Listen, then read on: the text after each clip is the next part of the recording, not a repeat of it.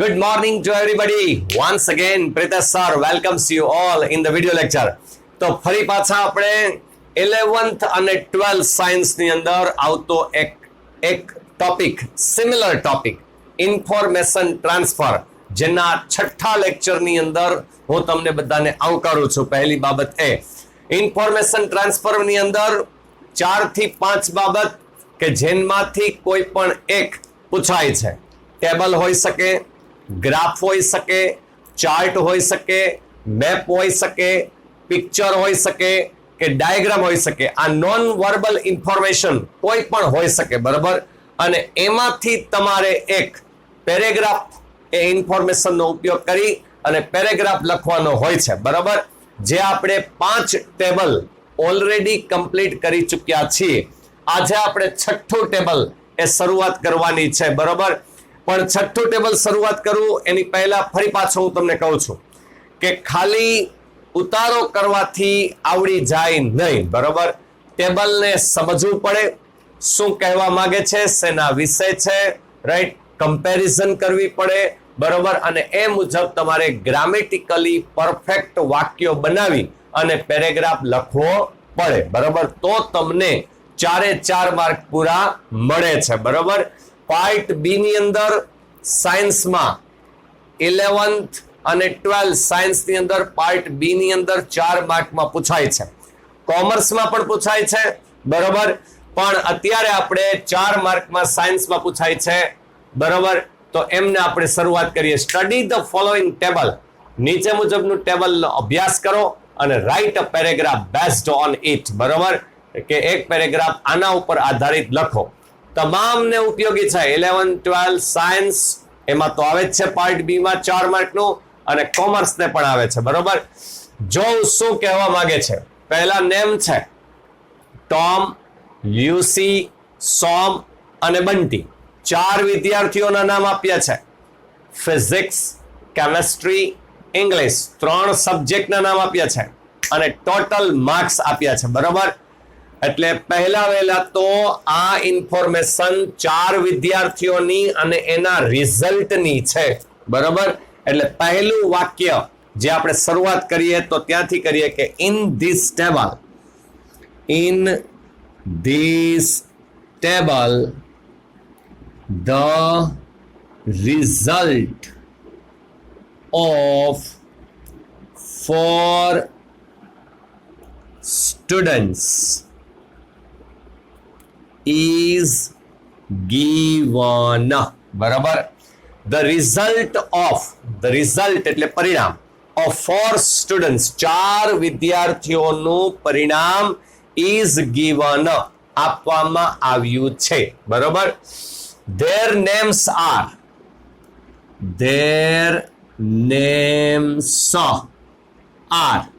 તેઓના નામ છે એ શું છે તો કે Tom,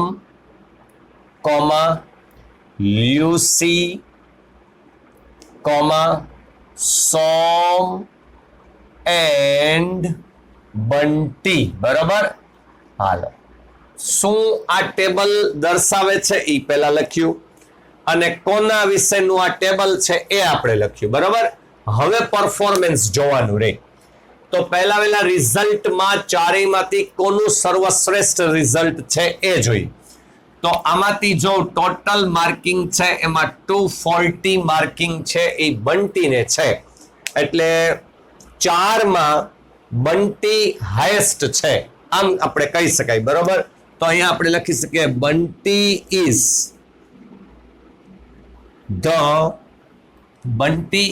the highest scorer among all 4 students.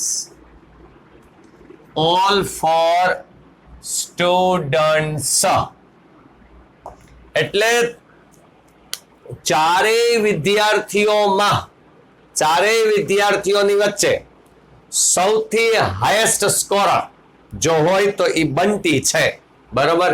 હવે એને કેટલા સ્કોર કર્યા એ પણ લખી નાખીએ. he scored 240 માર્ક્સ, બરોબર. તેણે 240 માર્ક્સ સ્કોર કર્યા. પહેલા આપણે ટોટલની જ વાત કરીએ, પછી આપણે સબ્જેક્ટ ઉપર જશું, બરોબર. હવે હાઈએસ્ટ આ છે, તો લોવેસ્ટ કોણ, તો એ પણ આપણે જોઈ લઈએ. તો કે આ લોવેસ્ટ છે, બરોબર. તો એ પણ લખીએ કે સોમ is the lowest scorer, બરોબર. હા, આટલું જ લખીએ તો ચાલશે. પછી ચારેય માંથી તો એક વખત લખ્યું છે એટલે પછી ફરી પાછું લખવાની જરૂર નથી. સોમ ઇઝ ધ લોવેસ્ટ સ્કોરર, એનો સ્કોર શું છે એ લખી રાખીએ. હી સ્કોર્ડ 200 માર્ક્સ. તેણે સ્કોર કર્યો કેટલા, તો કે 200 માર્ક્સ, બરોબર. 200 માર્ક્સ એને સ્કોર કર્યા, બરોબર. હવે આ હાઈએસ્ટ સ્કોરર લખી નાખ્યું, લોવેસ્ટ સ્કોરર લખી નાખ્યું, બરોબર. હવે આપણે આમાંથી જોઈએ, બરોબર, કે ટોમ, લ્યુસી, સોમ અને બંટીમાં ફિઝિક્સમાં હાઈએસ્ટ માર્ક કોણે લીધા, બરોબર. એક એક સબ્જેક્ટ વાઇઝ લઈ આવે કે ફિઝિક્સમાં હાઈએસ્ટ માર્ક કોના, તો કે ફિઝિક્સમાં હાઈએસ્ટ માર્ક છે 85 માર્ક્સ, એટલે ઈ કોણે લીધા, લ્યુસીએ, બરોબર છે. તો લ્યુસી ફિઝિક્સમાં હાઈએસ્ટ છે, એ વાત ફાઇનલ. કેમેસ્ટ્રીમાં હાઈએસ્ટ કોણ, તો કે આ બંટી છે, બરોબર. બંટી કેમેસ્ટ્રીમાં હાઈએસ્ટ છે. પછી ઇંગ્લિશમાં, તો કે ઇંગ્લિશમાં પણ 69, એટલે બંટી છે, બરોબર. એટલે બંટી ઇંગ્લિશ અને કેમેસ્ટ્રી બેયમાં હાઈએસ્ટ છે, અને લ્યુસી છે એ ફિઝિક્સમાં. તો આપણે એના બંનેના સેન્ટેન્સ લખી નાખીએ કે લ્યુસી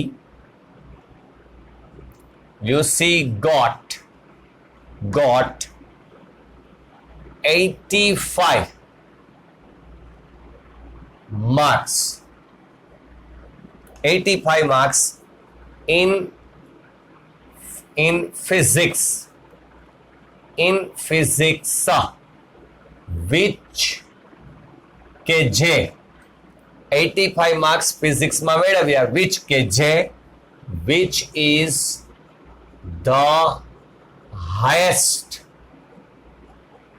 is the highest, બરોબર. કે જે હાઈએસ્ટ છે, which is the highest, પછી લખવું હોય તો લખી શકાય ને, which is the highest among 4 students, બરોબર. કે 4 વિદ્યાર્થીઓમાં સૌથી હાઈએસ્ટ ફિઝિક્સમાં હોય 85 માર્ક્સ, તો એ કોને છે, તો કે લ્યુસીને છે, બરોબર. એ આપણે લખ્યું, રાઈટ.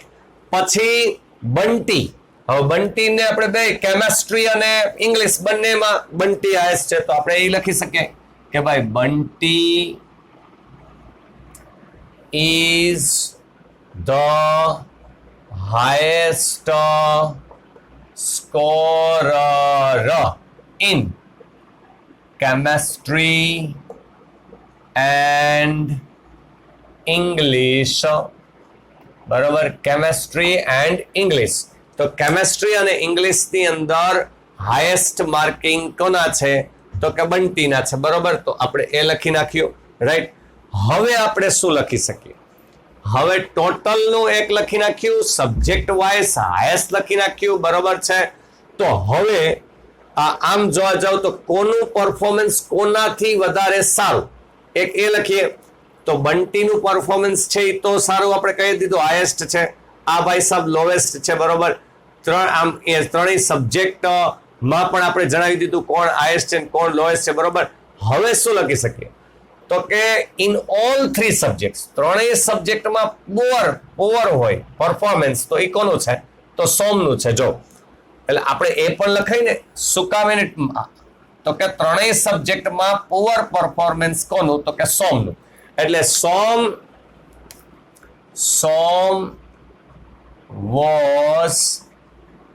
was the poorest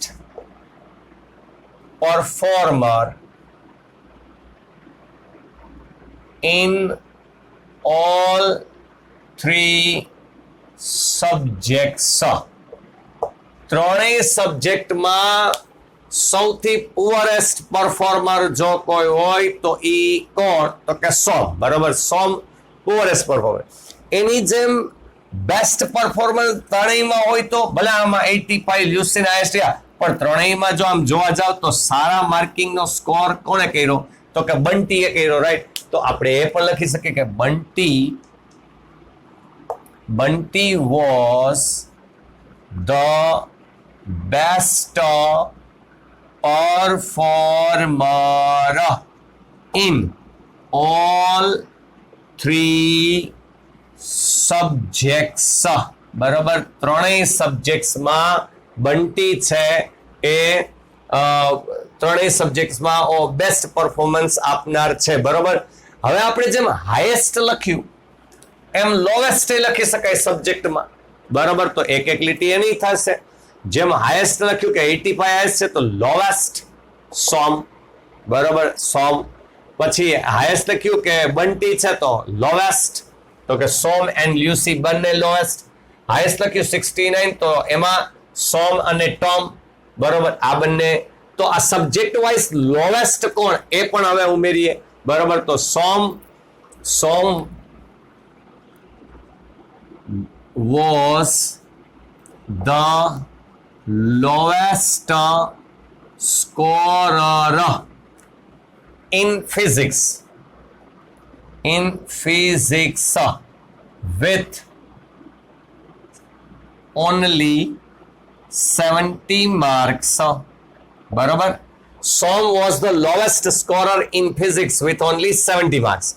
પછી એ જ રીતે કેમેસ્ટ્રીમાં પણ 70 માર્ક્સ છે, પણ કોને કોને છે? બેને છે. જો સોમ અને લ્યુસી, એટલે આપણે એમ લખી શકાય કે Som and Lucy was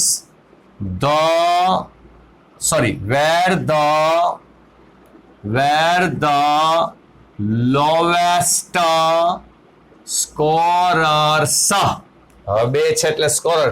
the lowest scorers in chemistry. બરાબર છે, the lowest scorer in chemistry. અને ઇંગ્લિશમાં 60 બેને છે. કોને કોને?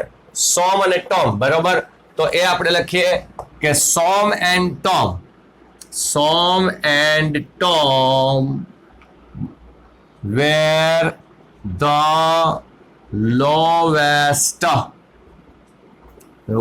were the lowest scorers in English. બરાબર છે, ઇંગ્લિશ. માર્ક લખો હોય તો લખી શકાય જેમ પહેલા લખ્યા હતા વિથ ઓનલી 70 લખ્યું હતું એમાં આમાં લખી શકાય 60 માર્ક્સ. બરોબર છે, તો આ આખું હજી જેટલી કમ્પેરિઝન કરવી હોય એટલી થઈ શકે છે. બરોબર, જેટલી કમ્પેરિઝન કરવી હોય એટલી થઈ શકે એકબીજા. આમાં જો 2-3-4 વ્યક્તિની વાત આવે ને એટલે સીધી કમ્પેરિઝનની જ વાત આવે. બરોબર છે, કમ્પેરિઝન કરતા રહ્યો એટલે સીધા સેન્ટેન્સીસ બનતા રહી. બરોબર છે, રાઈટ. હજુ આમાં જેટલાને જેટલી કમ્પેરિઝન કરવી હોય એ થઈ શકે. આના કરતા આ વધારે, આના કરતા આ વધારે. બરોબર, હવે એમ કહી શકાય Lucy got more marks in English than Som and Tom. Som અને ટોમ કરતા લ્યુસીને ઇંગ્લિશમાં વધુ માર્ક્સ મળ્યા. એ જ રીતે Tom got more marks in chemistry than Lucy and Som. તો હજુ એ વાક્ય બને. બરોબર, પછી આમાં છે એમાં 80 માર્ક્સ ટોમને મળ્યા છે સોમ કરતા વધુ, તો Tom got more marks in physics than Som. બરોબર, ટોમને સોમ કરતા વધુ માર્ક્સ મળ્યા ફિઝિક્સમાં, રાઈટ. તો એ કહી શકાય. બરોબર છે, Bunty got more marks than Som and Tom. Som અને ટોમ કરતા વધુ માર્ક્સ મળ્યા. એટલે હજુ જેટલા વાક્ય આમ બનાવી શકાય, બરોબર, એટલા હજુ બની શકે, રાઈટ. એટલે એવું નથી કે હું જ બનાવું છું એ જ સાચા અને એટલા જ બને. બરોબર, એવું જરૂરી નહીં. ગ્રામેટિકલી પરફેક્ટ હોવા જોઈએ. બરોબર છે, ગ્રામેટિકલી પરફેક્ટ હોવા જોઈએ, બાકી ચાલે. બરોબર છે, વ્યવસ્થિત રીતે. અને એવું કોઈ નથી કીધું કે સહેલા બને અઘરા બનાવો સહેલા નહીં બનાવો. એવું સહેલા અઘરાની વાત જ આમાં આવતી નથી. ઇન્ફોર્મેશનનો ઉપયોગ કરી વ્યવસ્થિત રીતે આ રીતે માહિતીને પ્રસ્તુત કરવાની હોય છે. બરોબર છે? એટલે એવું સહેલા અઘરાની વાત નહીં, માહિતીને પ્રસ્તુત વ્યવસ્થિત થવી જોઈએ. બરોબર છે? પહેલા ટેક અ સ્ક્રીનશોટ પાડી લો વ્યવસ્થિત રીતે. બરોબર?